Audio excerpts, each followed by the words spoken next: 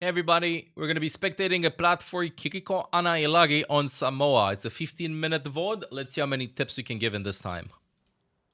Prepare for battle. Oh god, the audio. Select your Prepare for battle. Select your hero. Okay, Mercy, let's see what hero we're gonna pick first.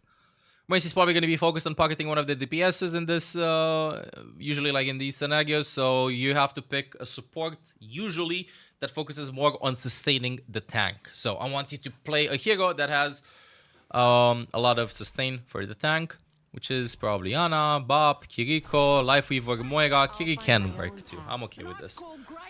This is good. Okay, so in the majority, this is how you're gonna play this. What I expect. This is plat, so we're gonna keep it as simple as possible. You're going to right click your queen as much as you can. Keep an eye out for your Symmetra too. If the enemies are playing with heroes that have a lot of mobility and want to dive the Mercy, then you're gonna look at Mercy a little bit more. Other than that, I don't want you to do anything too complicated. The quality is a little bit but we can still see. It's fine. Okay, spamming at head level is super important with Kiriko. Don't care about a Hanzo or the Sim in this that much at the beginning. Look at the queen, right click the queen. You see the queen? The queen is over there. You adjust. If your queen goes there, you can play from here in cover, right? So over here, don't look at your squishies, right? Because you looked there, you didn't realize that the enemies were shooting you. Just simplify it. Look at the queen and shoot the enemies and use cover. Queen, enemies, and cover. Because you weren't looking at her at the beginning, your suzu was forced because you took damage. And then your DPSs got poked out too, right? That was a little bit unlucky. I was work TPing there. Lose this fight, no problem.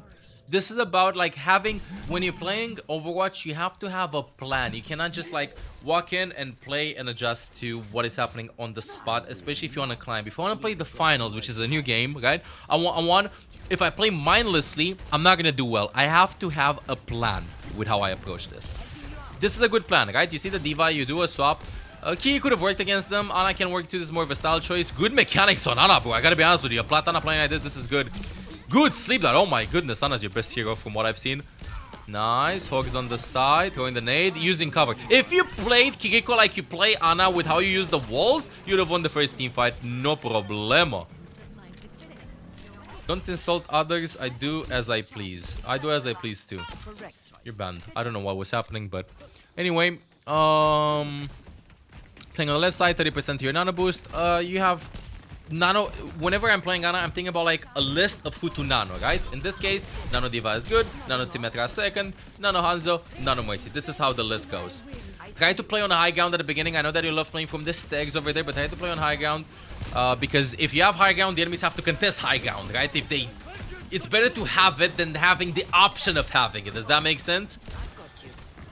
Over here on payload, you're playing a little on payload on point, playing a little bit safe, but see, because we're staying on low ground, it's hard to actually get to the Hanzo. Diva has to bomb. We're missing some shots. This is because we're complicating things for us. This goes to say, if hook connects, maybe none of the Hanzo. No, you're down a couple. It's fine. Good movement, love it. But the fight is over. Oh, maybe. Good nade. You see a trade. This is why you nano. Love that. Worth the shot. Yeah, well, you're way more confident on Ana. And it works. Awesome plays. They can still clutch this. It's gonna be a little bit scuffed, but they clutch this. It's 2 versus 2. So, same thing with Ana. Have a plan. Like, after you cap the point, just tell yourself, we're gonna play from there and then adapt. Rather than cap the point and then... Positioning with heroes that don't have mobility is a part of the plan. It's almost always a part of the plan with every hero for that matter. Thinking we're gonna be playing from.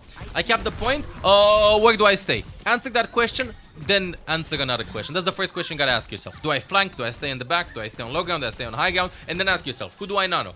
Who do I save the nade for? Who do I throw the sleep dart? Like, you have a list of questions. Good nade after the raid, good sleep dart. I'm not commenting that much on this, on like what you're doing mechanically wise, because you're playing awesome. You're playing like, this is plat, right? But you're a diamond Ana. It's just like same thing, you know, understanding your priorities and understanding the plan. Okay, fight is lost, no problem. Point is lost. It's fine. Let's see what happens in the second round. And I'm not joking with this.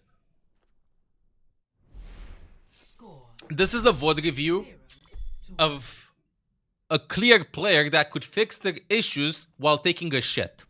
What do you mean, ML? I mean, instead of staying on your phone like this and scrolling randomly for the 5th time to the same post, just think, on what map do I suck? On Samoa. How do I play on that point? Do I stay on low ground and then you keep on shitting and then you keep on thinking? And then that's when you come up with the best strategies, at least for me that is. So, have a plan, especially on maps where you don't know where to play that much, and then you're gonna see that you're gonna play way better. Because with Ana, at least, mechanic-wise, love it. Let's see here. Do you play left side on high ground? Do you go right side? Do you have a plan? What is happening? Junkrat spamming, you're not gonna stay in close space, you're gonna try to stay in the open. Okay, to scope 10 shots, a little bit risky, but it's more of a style choice. I appreciate that sleeper being thrown in. You see Junkrat, you see Hog. Where's the other DPS? If they have a Tracer or a Sombra, I would consider saving my sleep dart. Try to scout the enemy team come before. They have Cassidy, all gonna play grouped up together, probably just gonna splash in onto the wall, splash onto the Roadhog. No problemo, it's fine. Playing in the open. Don't quite like this position, but it's better than nothing. Still, a plan with rotations there. But you see what I mean with how you're playing? You're not focusing. You're focusing on what's happening around you, rather than focusing on something that I know I've said plan 6 times, but you're adapting to the situation rather than going in prepared. Does that make sense? And it's awesome to adapt to the situation if you know a lot about a game, right? And want to challenge yourself. But even like the best players have some rules set, you know, like this rule, this rule, this rule, this strategy, this strategy, this strategy. You're just gaming on the go, right? So let's see here, for example. This is a case in which I'm sure you have a plan. I'm sure that you're probably gonna nano the diva, maintain line of sight of the diva, see what diva does. Hog uses hook, you're trying to go for a sleep dart, an early nade. I just want to say, don't complicate it that much against the team comp. If you're playing Ana, this is plat. Think about what the enemies can do to your grenade. If they have no ways of denying your grenade, no shield, no defense matrix, no suzu, no nothing, and they're playing grouped up together, you can just take your time with the nade, bro, and whatever it lands, whenever you have the chance of nading them, just nade them. Because you don't want to yeet them and nobody can follow up. You can yeet them and nobody can follow up because it's annoying to walk in while being anti-ed, and in plat, people do not understand that much that you can just hide around the wall and wait for the nade to finish. So why make it harder for you? Why throw it at invisible enemies? You can't see them. Just look at that. You see that? You see that, dude? 4-man anti-nade. Playing into the right side a little bit. You're low HP. Nading yourself. Okay. I would say that in that case, mechanically speaking, love how you're moving, by the way. You could have splashed nade a little bit in front so that Cassidy's here, you're here, and nade lands here so that half of it hits him, half of it hits you. Work the shot rather than just nading yourself.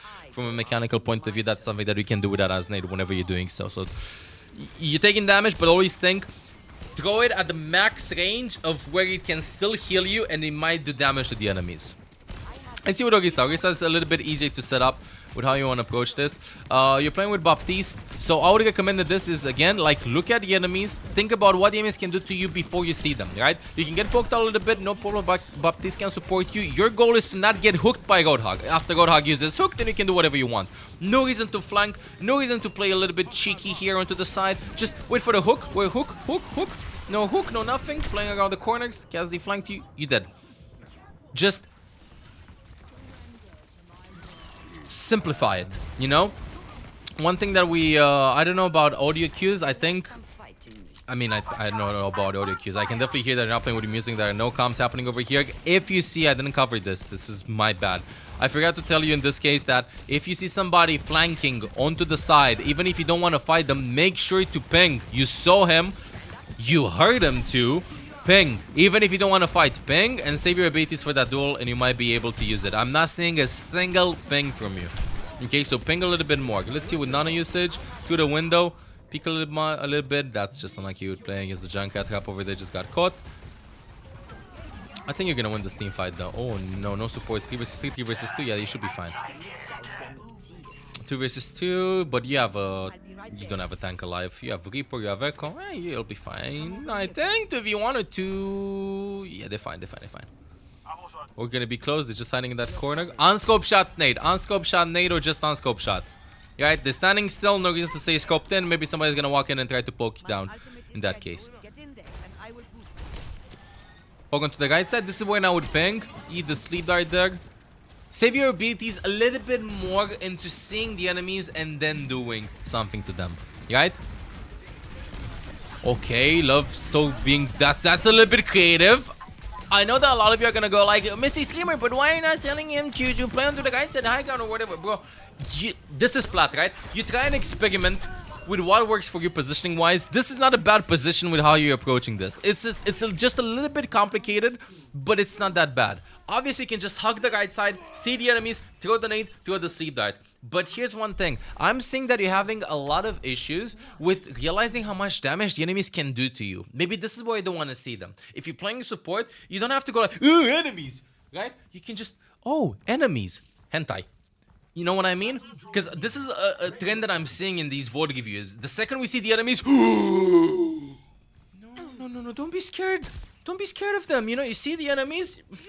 Hi. Hi, hello. Boom, hentai. You know, boom, sleep dart. So same thing. This is why I would recommend you to maybe play some Moira.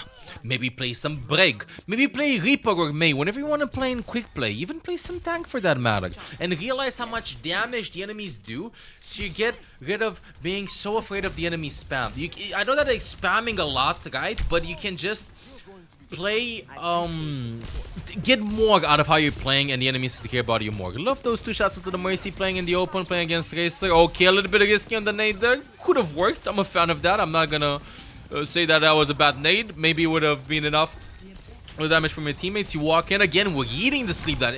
We're going for possibility, right? We're going for the possibility 50-50 on landing it rather than the probability 80% chances of landing it of maybe if I see the enemies. You know what I mean? Playing in the open. Usually when you play against the Pharah, do unscoped shots or quickscope shots almost never stay scoped in. That was a good sleep dart, but we're being poked a little bit. One thing though, playing against Pharah, try to stay in the open as much as possible. You close the angle, which means you kite it towards the wall. That means that the Pharah has an easier job at hitting you. Swap to Illari to counter the Pharah. Love this. Let's see how we're gonna approach this. Ana is a little bit tricky against the team comp. You can just survive against the Tracer. You can, Sig is gonna annoy you a lot, Pharah is gonna annoy you a lot. I'm okay with the Illari pick here. Throw the pilon maybe a little bit onto the higher ground, rather than on the low ground, so that the enemies, if they want to peek and shoot at you, they have to look up to break the pylon or look at your allies. Almost always throw it on high ground if you don't have a good position to throw it on low ground. Plus the fact that if they spam you low ground, the AoE of their spam might get to you. This fight is low, so I would just recommend just going in and dying. Right now you probably can't get out. Calm down your shots. Yeah, definitely. Could have killed them with ease. I don't know why they didn't kill you though. So calm down your shots. Like you shoot. Boom. Boom. Boom. Boom.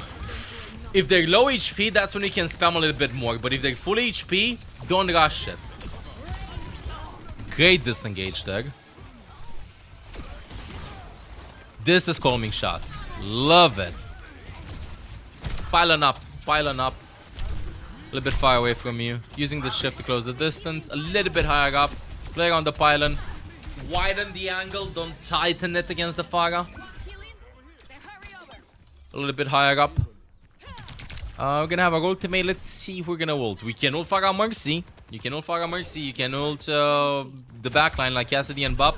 But Sig is gonna be a bit of an issue. If you're playing Illari, you have to spam before the fight. You pick Illari, you spam before the fight, right? You suck, that's an opportunity, I love it. Careful about the shield, somewhere in the back left side. Mwah, amazing. Maybe team follow up, you force the lamp, you force some cooldowns. Maybe move the power to the side, get a kill. Great kill over there. Now only Mercy probably with some sustain trying to support your Doomfist over there. It's fine. You +2 walk, WN. Okay? So if you have the maker advantage, your teammates are pushing in, don't stay in the back. You want to walk with them as much as you can. In that case, try to get extra kills. Good sustain. Move the pylon. Your teammates are pushing up. Move the pylon. Pretty good one. This is a situation which I'm okay with putting the pylon here on low ground rather than on high ground, because this is a good hiding spot for the pylon until they're gonna walk in. Quadruple hits can definitely counter Pharah Mercy, by the way. One a little bit too deep, that's not on you. Use the window, calm down your shots. Calm. He's on the side, moving the pylon. Calm. And you're winning. And again, calm. Get in the rhythm, and the fight is over. Love the swap. Good understanding of which heroes are strong in which situations. Again, what I recommend for you, you have one thing if you want to climb out of plat. Think what you want to do before the fight starts. That's all I can tell you. It can be whatever decision you go with. You're a smart player. You just have to think what you do before the fight starts. If you do that, you will climb. So fight is over or fights... In fights, you're amazing. Before the fights is the problem, right? We cap the point. Where do I go? Who do I nade? Who do I nano? Bam. You can set a list of questions before. Just interrogate yourself. Have a monologue. And other than that, you're doing awesome, honestly. With some small mechanical tips that I gave you for the pilon, for Rana's nade, for the sleep dart. Great game.